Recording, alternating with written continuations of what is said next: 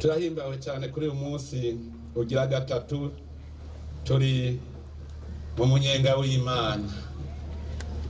Turanezerewe cyane, tunezerezwa n'ingene tubona neza ko mwese koko murimwo mpwemu. Biraboneka neza ko ari we wese afise akanyamuneza ku mutima. None turahimbawe ko Imana iri kumwe natwe. Fise akantu gatoyi cyane ko ejo nari nababwiye ivy'Imana yadukoreye ko bihambaye. Birahambaye twarabibonye, ariko iyo ubonye uri kumwe n'Imana niho ho kugabanya. Kuko ahari Imana niho Shetani ikorera, n'ahandi murazi ko yoyo ni nkuko ahari abanyabicumuro ibimerewe neza ntiruha. Ngaha rero twebwe natwe no kwama tugavye kuko twaramaze kuyisezera Shetani. None rero nagira nsabe uyu mukozi w'Imana adusomere kugira ngo tumenye twumve igituma ari ukwama tugavye, twumve imvo impamvu. Adusomere rero mu vyahishuriwe umutumwa Yohani 12 kuva ku ndwi gushika ku 12. Mwijuru havyuka intambara. Mikayeli n'abamarayika biwe bagwanya ca gisato. Igisato kigwanana n'abamarayika baco, ariko ntibatsinda. Kandi mwijuru ahabo ntihaba hakiboneka. Ca gisato c'amahero kirakorogwa, nico ya nzoka ya mbere yitwa wa mubi, irindi ni Satani. Nico kizimiza abari kw'isi bose, gikororerwa kw'isi, abamarayika baco bakoranwa naco. Mwijuru numva ijwi rirenga riti, noneho agakiza karashitse, gashikanye n'ubushobozi n'ubwami bw'Imana yacu n'ububasha bwa Kristo wayo, kuko umurezi wa bene data yahora abarega ku murango no mwijoro imbere y'Imana yacu akororewe hasi. Nabo bamuneshesheje amaraso y'umwagazi w'intama n'ijambo ryo gushinga intahe kwabo, ntibakunda amagara yabo, ntibanka no gupfa. Nuko noneho munezerwe mw'amajuru namwe abayabamwo. Ibara rizobonwa n'isi n'ikiyaga, kuko Satani yamanukiye ari n'inzigo nyinshi, azi ko afise igihe gito. Ni mwaka ijambo ry'Imana. Dushimire Imana. Yago iki gisomwa kirisiguye kandi murumva ko ari vyahishuwe. Mwumve ico ari cyo Shetani, mwumve ingene ari gateranya. Mwijuru honyene yari cari carananiranye, cari gateranya. Hari Imana mushobora vyose, nimwe yumviye ubwami bwigabiwe n'Imana mushobora vyose, hakaza ca Shetani gateranya, kigateranya mu mwijuru. Mwumvise ijwi ati mwijuru noneho harashitse ubukiriro.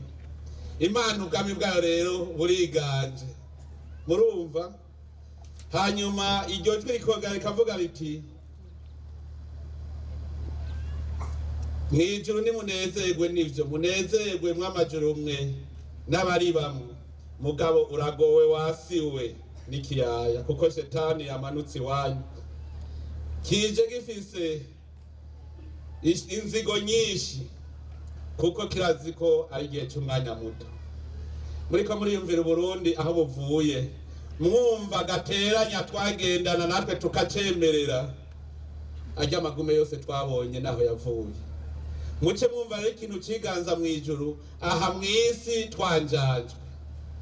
Bene wacu ngira ndababwire, twebwe twaramaze kuja mu Mana. Iwacu rero ko twamaze kumenya gateranya, tumugwanye ntihagire umutima n'umwe uzosubira kuduteranya muri iki gihugu cyacu. Burya hariho abantu Shetani ahiri imisi yose muze murabe habugwana. Byari n'umuntu yambwiye yuko aho Shetani umuntu arimwo setani yashitse ahantu hari abantu b'Imana haca haba imvurugu. Ubwo nyene abantu baca batangura guharira ibitaja ntibize, imvururu zikavyuka. Ahari setani iminsi yose abantu bagoma barondera akantu na gatoyi ko bateranye. Ucumenya ko ubonye muri ko barondera ikibateranye, menya neza ko setani yamaze kuhinjira. Muzi ubwenge rero muca muje hamwe mwese mukayigwaniriza hamwe kuko n'umwasi wa twese. Ahari setani abantu baguma barondera ico bateranya, niyo bakibuze barakirondera, baragihiga. Afuma avuga ngwe hico, afuma avuga uko, ukaza wumva ngo kundavye ngo aho ndabiki, ubundi nawe ngo wambonesheje iki. Bakabatanguye guharira kubera iki? Mwumva bapfuye iki? Ahantu hari setani muguma murondera ico bateranya. Ubonye abantu bose bariko barajyana, muze umenye ko setani yinjiye. Ahari mutima mweranda naho akanyamuneza. Ni murabe nko ngaho ingere twese tunezerewe, murabe ingere dutamba tunezerewe. Aha birakwereka neza n'ikimenyetso kitabesha ko turi mu Mana. Mutima mweranda ari ngaha. Ahari mutima mweranda n'umuntu ashaka kukononera uramenya ingene umugenza, kuko na Paulo yatubwiye ati nihagira ibibagora. Erega n'Imana irabizi ko ngaha setani kiri ngaha ku isi. Nico gituma yavuze ati nihagira nikibagora murengengana. Iyo rero ufise umutima wo kwengenga mugenza wawe, umenye yuko mutima mweranda bayashitse. None rero twese abarundi ko twamaze gushikaho tumenye Imana ikatwiyereka, kandi uretse ivyo ikatwereka n'ibimenyetso vyerekana ko turi kumwe nayo. Etwe babahebiyaki ngo Imana ngo iraguha ukayimanuza, ntitumanuze Imana, ntidusabuze kuko twararose. Abanyisirayeli baragize ibyago byinshi kubera gusabuza. Nimwiyumvire gushikaho baheba Imana bayibona imbona nkubone, bakabona igicu, mugabo hagatera igihe bakumva ko bihebuye, barabaza igishuri, igikabo niyo Mana yabo, kandi Imana barayibona. Nico gituma n'igihe twobona ibitugoye ntiduhave dutirimuka ngo dusabuze, ngo tumanuze Imana yaraduhaye. Abanyisirayeli ndababwira igihano barose. Ahantu bari kugenda iminsi 40 bahageze imyaka 40. Imana ikivuga iti kuva ubu nta numwe ageze mu bigera azahonyora. Imana nagahambaye. Ico gihe bari bashitse mu bisanzwe, kwari nko kuva ngaha ujabo kaje hajya girambe ugenda, hanyuma baja gutata. Cyagi setani nyene garaco kiraguma kikwagira kushika neza, kiguma cyane. Bazabona ibigabo vy'ibigatanya bikomeye cyane, bacu barabona ko biruta Imana. Yamana ari yabahaye amazi mu bugaragwa bayabuze, Yamana yabahamana, byose biranka, bacika inkokora. Hanyuma habamwe abagabo babiri barinda, Karebu na Yosuwa. Abagabo babiri bacabwira bati muravye ivy'Imana yadukoreye kuva mu Misiri, mukaraba ivyo yakoze, ngiye barabisubiramwo vyose.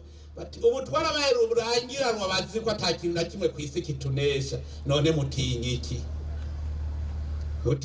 twarabaye abarundi nabo nyene ubu duhejeje gucugwa gushasha, twaraciye mu cuma rero tuveyo tugororotse neza, nta kintu gishobora gutera ubwoba kugira dusubire inyuma. Nabo rero batangura kugumuka, baragumuka na Musa ngo yabarunga ngo abajanye kubahonereza mu gihugu kirimo ibigatanya. Hanyuma Karebu na Yosuwa bati Imana yaramaze kuduha nimurinde. Nico Imana yacivuga iti jewe nzogumana n'abizera,